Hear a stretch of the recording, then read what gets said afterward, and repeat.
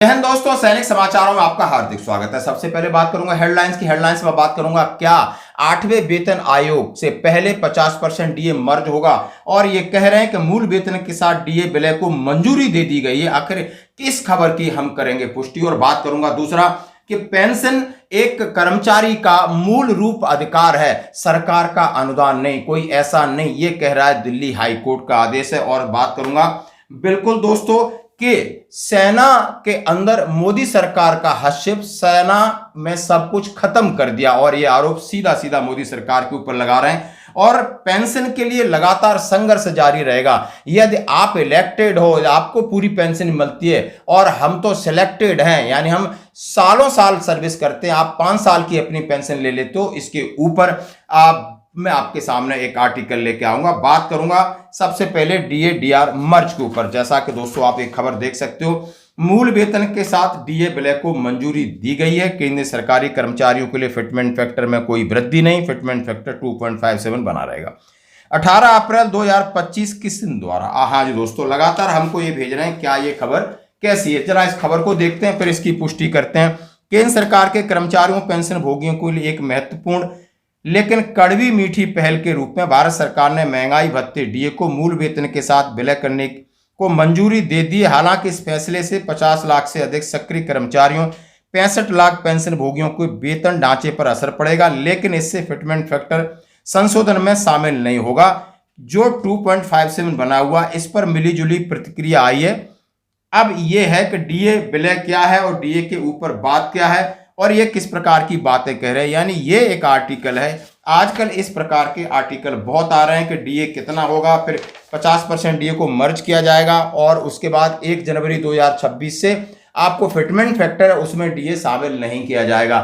यानी ये एक अपना किसी का अंदाजा है, और इधर उधर से खबर लेके आई है। बार बार हमको कई लोगों ने भेजा है, जब हमने इसकी पुष्टि की डाल के, तो ये किसी का खुद के आर्टिकल है जो गूगल्स पे बहुत सारे घूमते हैं। इससे सच्चाई से कोई लेना देना नहीं। अभी सरकार ने 50% डीए विलय को लेकर संसद में उठाए गए सवालों का सीधा जवाब दिया था। सरकार की ऐसी कोई मंशा नहीं है। सरकार 8वें वेतन आयोग की फाइनल सिफारिश के साथ ही उसको डीए को 0 करेगी, और डीए का आपको फिटमेंट फैक्टर निकाल के देगी। जैसा हमने आपसे कहा, यदि डीए आपका मिनिमम 59 जाता है, यानी तो उसका फिटमेंट फैक्टर आप समझ सकते हो 1.59 होता है, और मैक्सिमम 60 बन जाता है तो उसका 1.61 फिटमेंट फैक्टर होगा।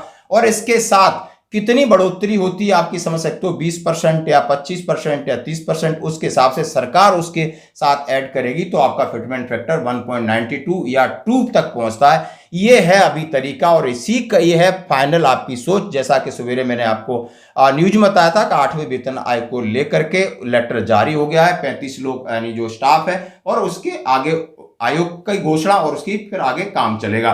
तो ऐसी खबरें चलती रहती हैं कि फिटमेंट फैक्टर क्या होगा, लेकिन लगभग यहीं रहने वाला है। अब मैं बात करूंगा पेंशन हमारा हक है।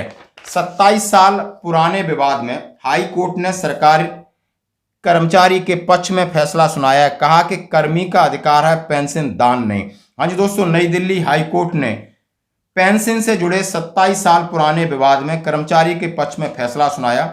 अदालत ने अपने आदेश में टिप्पणी करते हुए कहा कि पेंशन कर्मचारी का अधिकार है, यह दान नहीं है। याचिकाकर्ता रामेश्वर तिवारी ने पेंशन न दिए जाने के खिलाफ हाई कोर्ट का रुख किया।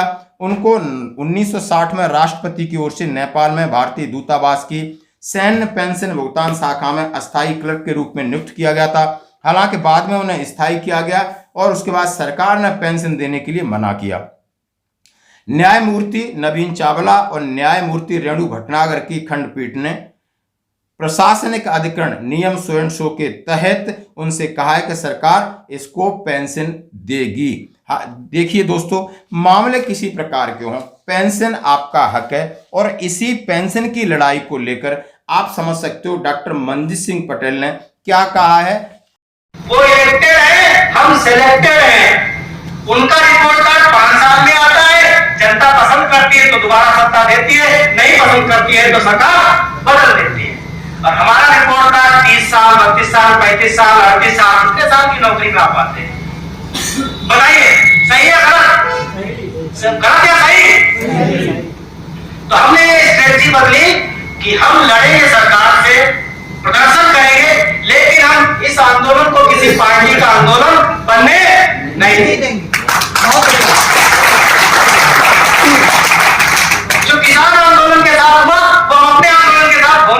नहीं देंगे।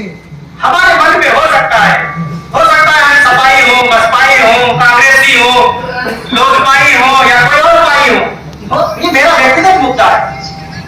ये हम पूरे देश के कर्मचारियों के हित के लिए अपने व्यक्तिगत मुद्दे को लोगों पे थोप नहीं सकते। अगर मेरी कोई पसंदीदा पार्टी है तो वो मेरा निजी मामला है और आंतरिक मामला है। मैं उस में नहीं कह सकता, मैं तो नहीं कहता अपनी पार्टी छोड़ दो क्रांति सिंह जी, मैं तो नहीं कहा कोई पार्टी छोड़ दो। जिसकी जो पार्टी है मत बना रहे, अपनी पार्टी को बाहर मत निकालो, क्योंकि बाहर निकालने से आपकी पूरी कम्युनिटी का मुद्दा खराब होता है।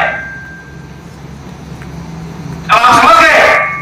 लेकिन लोगों ने इस आंदोलन को भी आज मुझे बड़े दुख के साथ कहना पड़ा। और उन्होंने कहा है कि यदि कोई भी नेता है वो इलेक्टेड है, 5 साल के लिए आता है, 2 साल के लिए आता है और अपनी पेंशन 50% मजबूत करके जाता है, और यहां पर हम लगातार केंद्रीय कर्मचारी हैं, 60 साल तक नौकरी करते हैं और हम अपनी मेहनत से आए और लगातार मेहनत करते हैं, तो हमारा पेंशन अधिकार है। उन्होंने कहा, यानी अब वो बात कर रहे हैं ओपीएस पुरानी पेंशन बहाली का आंदोलन सरकारी कर्मचारियों का आंदोलन है, न कि किसी राजनीतिक पार्टी का।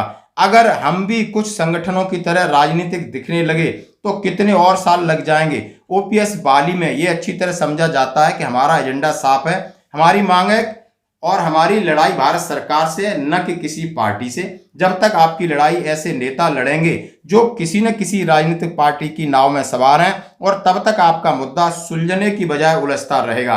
पार्टी की नाव पर सवार बहुत अच्छी बात उन्होंने कही है। और उन्होंने कहा है कि केंद्रीय कर्मचारियों को अपना आंदोलन करना है तो नेताओं को सामने डंडा और झंडा नहीं पकड़ाइए, नहीं आपको वोट बैंक समझ के किसी पार्टी की गोद में जाकर बैठ सकते हैं और दूसरी पार्टी बुलाएगी तो जो बड़ा लालच देगी। इसलिए कहा है कि आप अपनी मुद्दों को लेकर आप बिल्कुल बिना किसी राजनीतिक भेदभाव के सिर्फ भारत सरकार के सामने अपनी मांग रखिए। अब दोस्तों बात करूंगा, माननीय राहुल गांधी जी ने उनके कांग्रेस अधिवेशन में कहा कि मोदी सरकार ने सेना का भट्टा बिठा लिया, यानी सेना की बात कही, सेना को कमजोरी की बात कही है और सेना के अंदर बड़ा आरोप है अग्निवीरों को लेकर। उन्होंने कहा है अब ये ऐसे सोल्जर हैं, न इन्हें शहीद का दर्जा मिलेगा, ना पेंशन मिलेगी और ना ही किसी प्रकार का लाभ मिलेगा। लेकिन बड़ी बात कही कि इससे वंचित हो गया है एक बड़ा तबका, जो कि देश की सेवा के साथ साथ वो अपना रोजगार भी मिलता था, और वो थी सेना।